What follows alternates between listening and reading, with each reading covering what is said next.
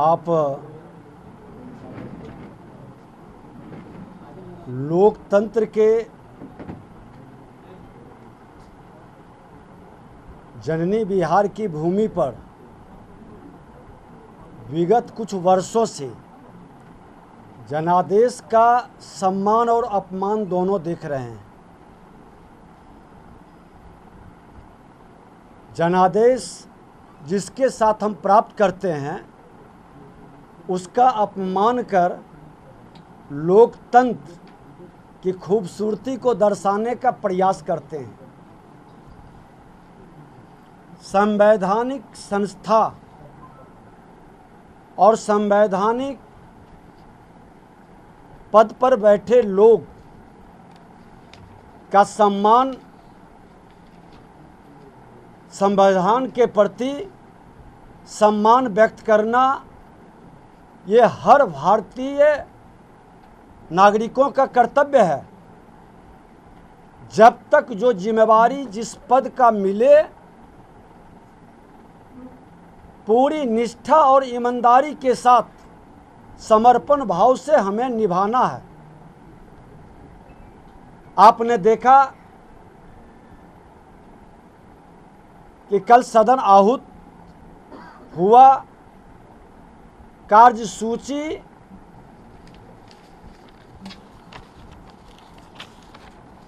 हमने जो बनाया था,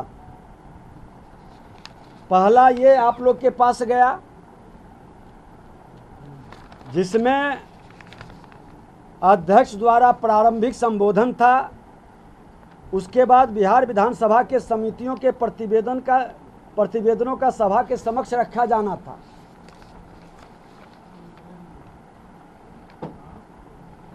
उसके बाद उस कार्यसूची को चेंज कर दिया गया, प्रतिवेदन को चौथा नंबर पर रखा गया।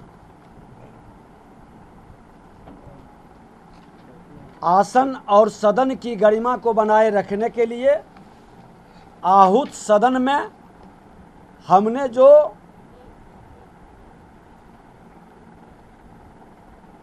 प्रतिवेदन लोगों के बीच गया उसी पर सदन को चलाया, क्योंकि संवैधानिक मर्यादा बनी रही सदन की।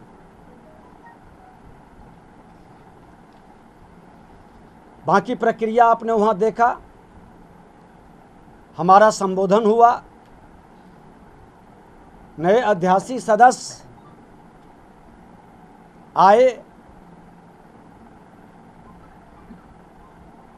फिर आगे की प्रक्रिया उन्होंने शुरू की और चौथे नंबर पर जिसमें लिखा हुआ है कि बिहार विधानसभा की समिति के प्रतिवेदन का सभा के समक्ष रखा जाना, ये प्रतिवेदन क्यों नहीं रखा गया?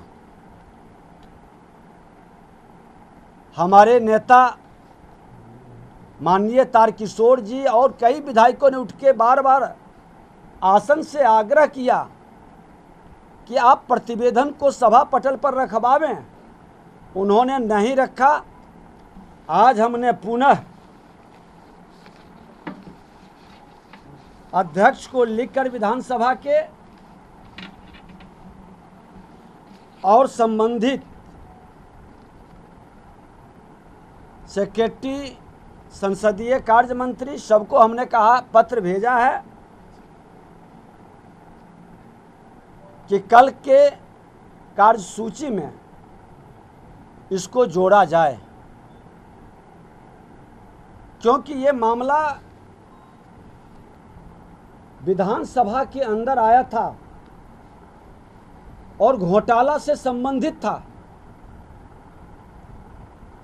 स्पेशल कमेटी बनी थी, विशेष कमेटी, उसकी रिपोर्ट आई है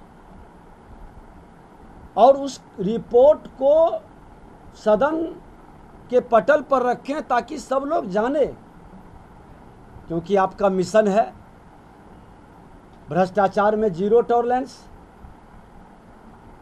अगर जो हम पवित्र और आदर्श हैं तो सभा पटल पर इसको रखने में क्या हर्ज है? दूसरा प्रतिवेदन है आचार समिति का रिपोर्ट, जिसमें उप मुख्यमंत्री सहित कई मंत्री के ऊपर कार्रवाई के लिए लिखा गया है।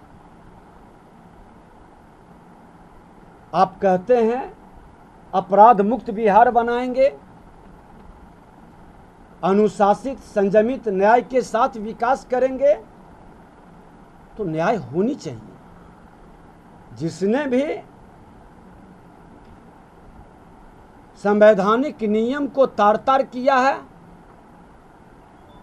आसन को अपने पैरों तले रौंदा है, ऐसे लोगों को अगर जो सब कार्रवाई नहीं होती है, संवैधानिक संस्थाओं की गरिमा नहीं बचाई जाएगी, तो आप संवैधानिक पद पर बैठकर लंबी लंबी बातें करने से लोगों का विश्वास नहीं जगेगा। आज आप देखें कि संवैधानिक संस्थान के संदर्भ में कल सदन के अंदर क्या शब्दों का प्रयोग किया गया। आप संवैधानिक पद पर बैठे हैं, अपने पद की गरिमा का मर्यादा रखें, शालीनता के साथ भी अपनी बात को कही जा सकती है। मेरे मन के अंदर भी कई चोट लगा। सदन के अंदर संविधान के ज्ञाताओं ने संविधान का पाठ जिस तरह से पढ़ाने का प्रयास किए, हमने भी तो संयम रखा। हमने उस पद की जो हमारे सदन के नेता थे, बिहार के माननीय मुख्यमंत्री जी थे, उनके सम्मान में कमी नहीं रखा। और ये व्यवस्था चलनी चाहिए। नेता प्रतिपक्ष हो या नेता सदन हो या हमारे माननीय मंत्री हो या हमारे विधायक हो, हर का सम्मान मर्यादा के तहत होनी चाहिए। उस सदन में न कोई बच्चा है, न ही कोई बड़ा है, न ही कोई भतीजा है, न ही कोई चाचा है, सब बराबर है। तुलसी का पत्ता बड़ा हो या छोटा, मान बराबर है। और अगर जो तुलसी के पत्ते में जो भेद करता है, आप समझ सकते हैं कि कितने ज्ञानवान हैं, कितने वो संविधान के ज्ञाता हैं। और मैं स्पष्ट तौर पर कहना चाहूँगा कि कल सभा पटल पर आप जीरो टॉलरेंस की बात करते हैं, करनी कथनी में समरूपता है, तो सभा पटल पर दोनों प्रतिवेदन को रखें और इस पर एक स्वस्थ बहस होनी चाहिए। पारदर्शिता के साथ बिहार की जनता देखे कि सचमुच में भ्रष्टाचार हटाना चाहते हैं लोग या सत्ता के आड़ में भ्रष्टाचार को पोषित करना चाहते हैं। पहला प्रतिवेदन क्या था, दूसरा तो आपने बताया। पहला प्रतिवेदन हमने बताया आपको विशेष कमेटी के माध्यम से 7 निश्चय के तहत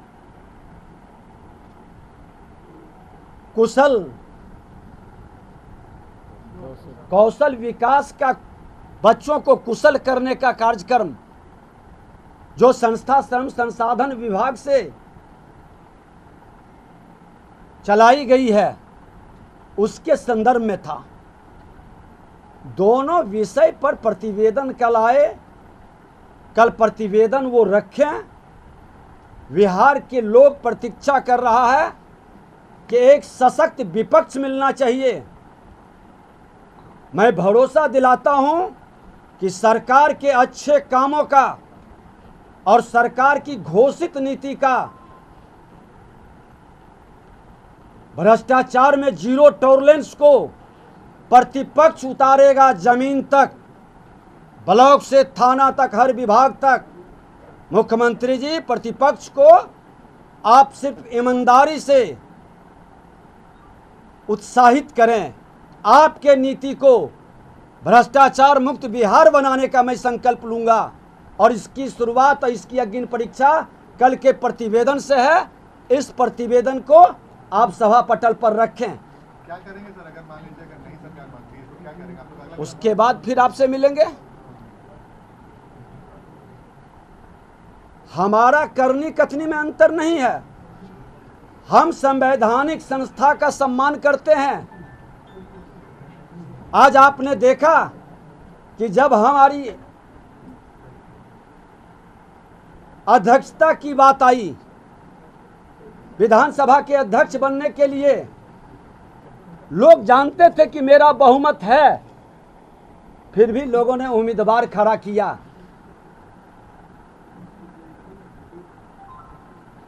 चुनाव भी हुआ 52 वर्ष के बाद विधानसभा के अंदर। हम चुने भी गए। संवैधानिक संस्था और संवैधानिक पद पर बैठाने के लिए नेता सदन और नेता प्रतिपक्ष दोनों आए। लेकिन कितना अच्छा माहौल होता कि अध्यक्ष किसी दल का नहीं होता है, अध्यक्ष सदन का अध्यक्ष है, उस पर सभी का अधिकार बराबर है। और हमने, हमारी पार्टी ने, हमारे सब लोगों ने मिलकर निर्णय लिया कि अध्यक्ष के उम्मीदवारी पर